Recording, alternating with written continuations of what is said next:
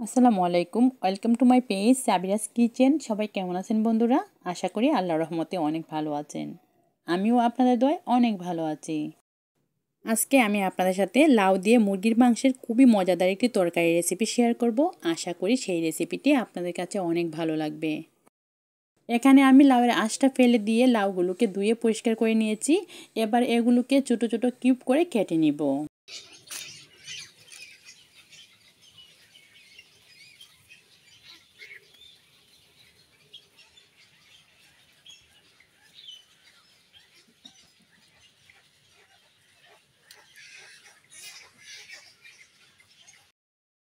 লাউগুলো আমি এইভাবে কিউব করে কেটে নিয়েছি, আর এরই সঙ্গে অর্ধেকটা চিকেন আমি এইভাবে ছোটো ছোটো পিস করে কেটে নিয়েছি।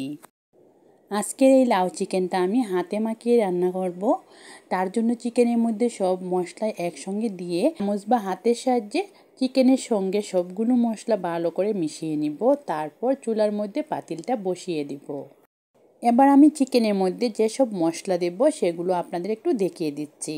এখানে আমি নিয়ে নিয়েছি 2 টেবিল চামচের পরিমাণে পেঁয়াজ বাটা ও 1 চা চামচের পরিমাণে রসুন বাটা ও আধা চা চামচের পরিমাণে আদা বাটা। তারপর আমি এর মধ্যে দিয়ে দিব আধা চা চামচের পরিমাণে হলুদ গুঁড়ো, জিরে গুঁড়ো, ধনিয়া গুঁড়ো ও মরিচ গুঁড়ো। সবগুলো গুঁড়া মশলা দিয়ে আমি ভালো করে চামচ দিয়ে নেড়েচেড়ে চিকেনের সঙ্গে মিশিয়ে নিব।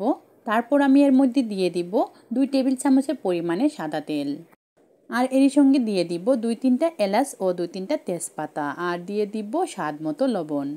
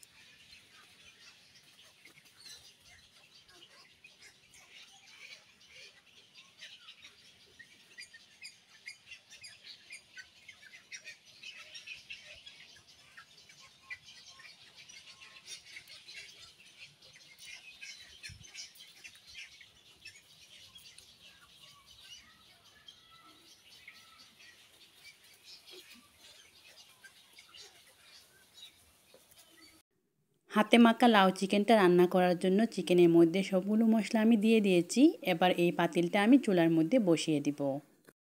চিকেন থেকে অনেকটা পানি বের হয়ে গিয়েছে। এবার এই পানিটা শুকিয়ে গেলে এর মধ্যে দিয়ে দিব কিউব করে কেটে রাখা লাউগুলো। চিকেনের পানি শুকিয়ে গিয়েছে। এবার কেটে রাখা লাউগুলো আমি দিয়ে দিলাম। দিয়ে ভালো করে চিকেনের সঙ্গে নেড়েচেড়ে মিশিয়ে নিব। তারপর ঢাকনা দিয়ে রেখে রেখে দিব লাউ থেকে পানি বের হওয়ার জন্য, আর সেই লাউর পানি দিয়েই লাউটা সিদ্ধ হয়ে যাবে। লাউ থেকে অনেকটা পানি বের হয়েছে। আরও কিছুটা সময় রান্না করে পানিটা কিছুটা শুকিয়ে নিব। লাউ চিকেনের পানিটা কিছুটা শুকিয়ে গেলে এর মধ্যে 2টা পেঁয়াজ কুচি করে কেটে লাল করে ভেজে এর মধ্যে দিয়ে দিব।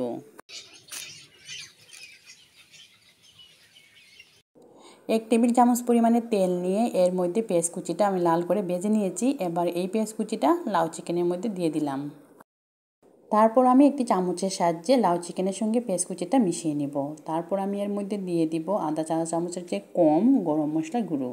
সবগুলো উপকরণ দেওয়া হয়ে গিয়েছে। এবার আমি এর মধ্যে দিয়ে দিব বেশ করে কিছু ধনিয়াপাতা কুচি। ধনিয়াপাতা কুচি দিয়ে ঢাকনা দিয়ে ডেকে 1 মিনিটের মতো রান্না করব। তারপর নামিয়ে গরম গরম পরিবেশন করে নিব। এই হাতে মাখা লাউ চিকেনটা খেতে কিন্তু খুবই মজা হয়, আর যারা একবার বানিয়ে খেয়েছেন তারা তো বুঝতেই পারেন এটা কতটা মজা হয়েছিল। আর আপনারা যারা এখনও এই হাতে মাখা লাউ চিকেনটা খান নাই, একবার হলো বাসায় এইভাবে বানিয়ে খেয়ে দেখবেন। বারবার এই হাতে মাখা লাউ চিকেনটা বানাতে ইচ্ছা হবে। আজকের মতো ভিডিওটি এখানে শেষ করব। সবাই ভালো থাকবেন, সুস্থ থাকবেন, আমাদের জন্য দোয়া করবেন। আর যদি বন্ধুরা আমার এই ভিডিওটি আপনাদের কাছে একটু ভালো লেগে থাকে, প্লিজ একটি লাইক ও কমেন্ট করে যাবেন। আর বন্ধুরা আপনারা যারা এখনও আমার এই চ্যানেলটি সাবস্ক্রাইব করেন নাই, প্লিজ বন্ধুরা আমার এই চ্যানেলটি সাবস্ক্রাইব করে নেবেন আর পাশে থাকা বেল আইকনটি বাজিয়ে দিবেন। আসসালামু আলাইকুম।